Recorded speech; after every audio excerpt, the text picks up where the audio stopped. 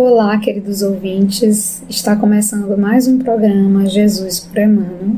Nós estamos estudando a obra Caminho, Verdade e Vida, que é a psicografia do Francisco Cândido Xavier pelo Espírito Emmanuel.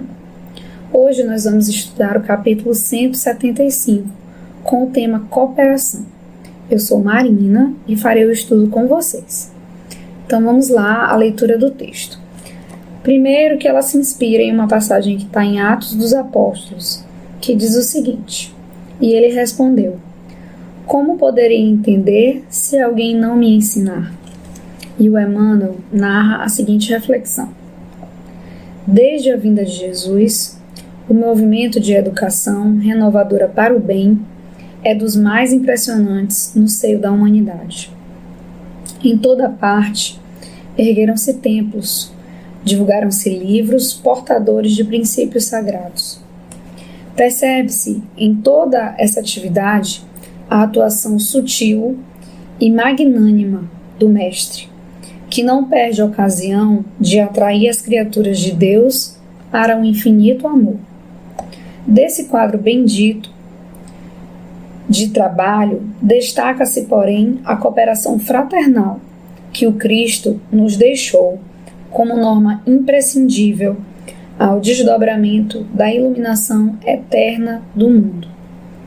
Ninguém guarde a presunção de elevar-se sem o auxílio dos outros, embora não deva buscar a condição parasitária para a ascensão. Referimos-nos à solidariedade, ao amparo proveitoso, ao concurso edificante. Os que aprendem alguma coisa sempre se valem dos homens que já passaram, e não seguem além, se lhes falta o interesse dos contemporâneos, ainda que esse interesse seja mínimo. Os apóstolos necessitaram do Cristo, que por sua vez fez questão de prender os ensinamentos de que era o divino emissário às antigas leis. Paulo de Tarso precisou de Ananias para entender a própria situação. Observemos o versículo acima, extraído de Atos dos Apóstolos.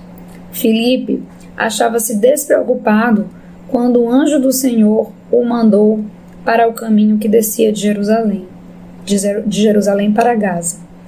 O discípulo atende aí e encontra um homem que lia a lei sem compreendê-la. E entram ambos em santificado esforço de cooperação. Ninguém permanece abandonado.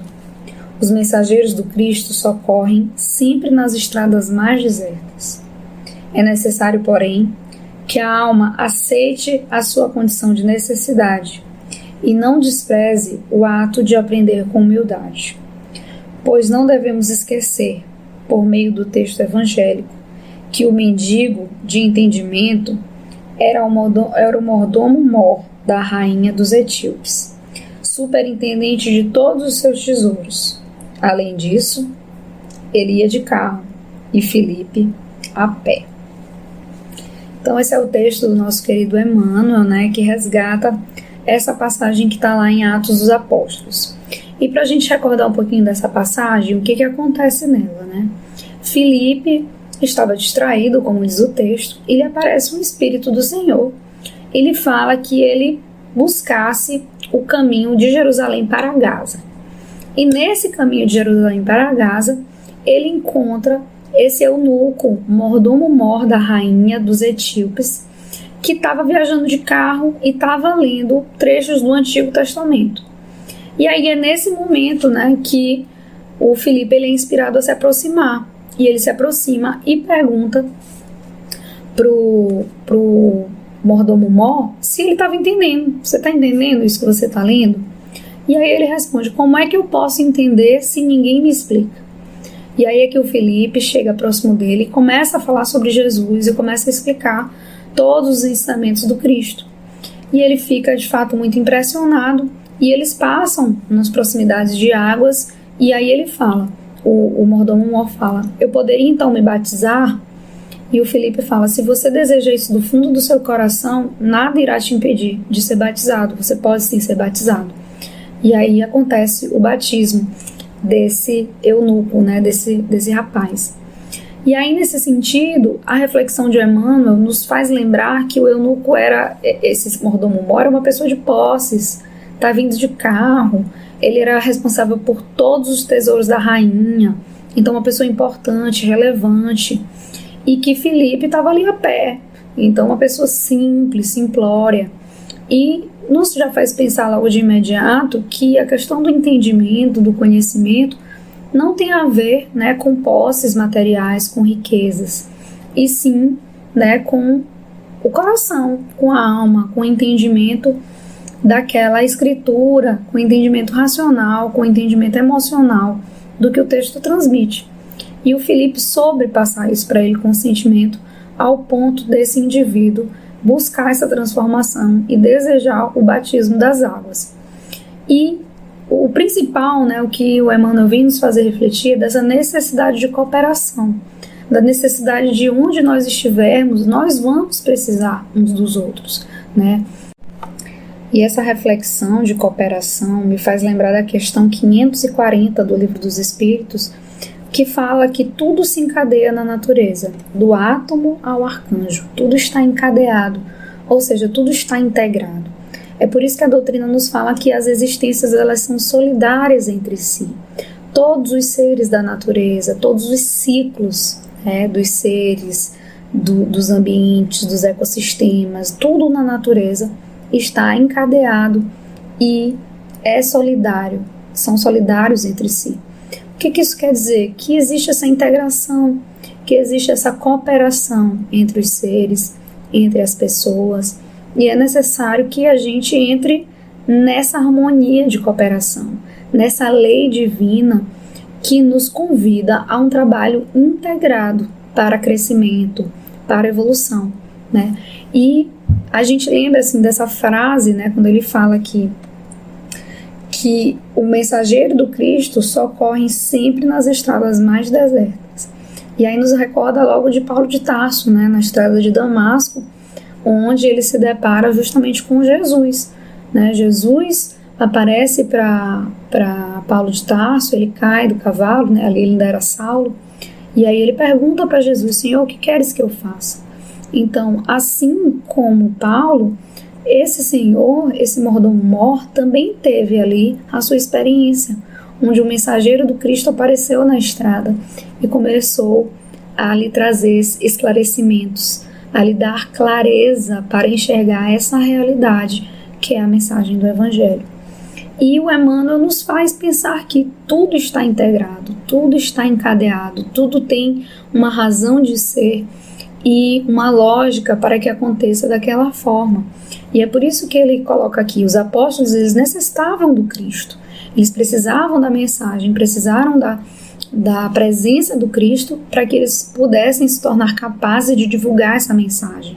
O Cristo, por sua vez, também se baseou no Antigo Testamento, se baseia nas suas passagens, resgata muitos aspectos do Antigo Testamento, assim como se baseia no Antigo Testamento no sentido de que precisava que boa parte daquela população de Jerusalém já fosse monoteísta, que é o caso dos judeus. Então Jesus se baseia nisso para prosseguir com as suas lições, com seus ensinamentos. Mais uma percepção de que tudo se encadeia, né? Aqui o texto também nos fala de Paulo de Tarso, que precisou de Ananias, e assim como eu disse, precisou também daquele encontro com Jesus na estrada de Damasco, para que a luz, a verdade, alcançasse, né, o seu entendimento, a sua visão. Então é assim que tudo se encadeia, né? É assim que tudo, tanto as pessoas como os seres, nessa vida, nessa existência, são solidários entre si.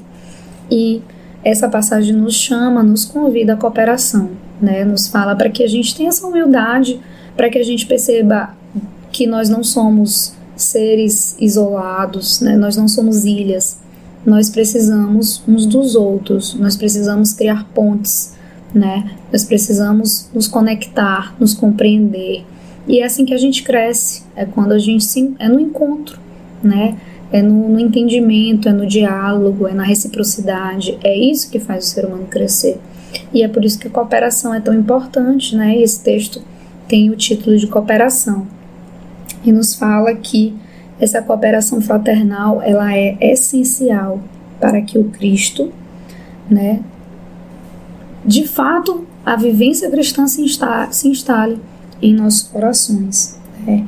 Então, Cristo ele foi o responsável por nos deixar essa mensagem de cooperação, de fraternidade, de auxílio mútuo, né? Dessa assistência coletiva, universal, porque afinal, embora a gente entenda que a mudança e a transformação ela é individual, a gente não pode se esquecer que nós não alcançaremos esse patamar de reino de Deus enquanto houver pelo menos uma pessoa que sofra no nosso planeta Terra, né? Então todos nós precisaremos progredir, evoluir, crescer. Todos nós precisaremos fazer essa reforma íntima.